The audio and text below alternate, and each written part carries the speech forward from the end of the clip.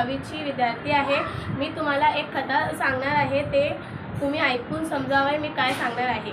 अब्बा जान आज मत जाओ ना तापो नको, क्यों बेटे जाने दे अनवर, काही बोलून फायदा आहे का। आजचा दिवस म्हणजे तर त्यांच्यासाठी आपणच एवढे काय आहे त्या तपवण्यावर कोण जाणे। अब्दुलची बायको शन्नू नाराजीच्या सुरात आपल्या मुलाची समजूत काढत म्हणाली, मी लवकर येईन बेटा। आपल्या वडिलाचे हे बोलणे ऐकून अनवर खेळायला निघून गेले। आज संक्रांतीचा त्याच्यात मंगळवार, कितीतरी बायका बांगड्या भरायला आणि देवीच्या दर्शनाला येतील आणि आपला दुकान बंद। रघुभैयाचे धंदा तेजीत चालणार। आज आणि उद्या लगेच नवीन वस्तू येईल रघुभैयाच्या घरात आणि तुम्ही जाऊन बसा त्या तपोण्यात।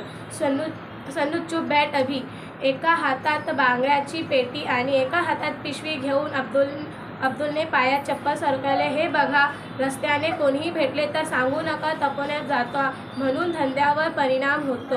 त्या समजल। अब्दुलने एकवार तिच्याकडे बघितले। तिच्या डोळ्यात क्रोध त्याच्या परिणामाचा तो होता, पण तिच्याकडे बघून आज त्याला तिचा राग आला नाही तर कीव आली। अब्दुल बसस्टॉपवर आला। अनेक ठिकाणी उसवलेल्या स्वेटरमधून थंडी चांगलीच जाणवत होती। बस आली। बांगड्याची पेटी आणि पिशवी सांभाळत अब्दुल बसमध्ये चढला।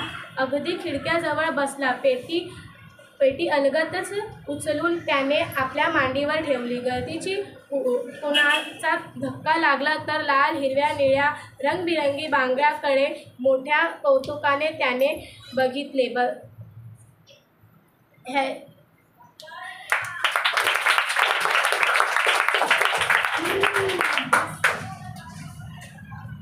कहानी से आप लोगों को क्या समझ में आता है? ह्या कहाणी ऐकून तुम्हाला काय समजले? हे कहाण्यामध्येही लिहिलेले आहे की जे कुष्ठरोगी स्त्री व मुली आहे जे तपोवनाला राहते, हे अब्दुल त्यांच्यासाठी समाजसेवकाचा काम करतो। त्याला तुम्ही पण मदत करा। तुम्ही पण कुष्ठरोगी स्त्री व मुलांसाठी या दुसऱ्या अनेक स्त्रियांसाठी तुम्ही पण तुमच्या मनात तीच भावना ठेवा। कुणाशी दुर्व्यवहार करायला ना हवा, का की ती तुम्ही करणार तर तुमच्या सोबत पण तसंच काहीतरी होऊ शकते।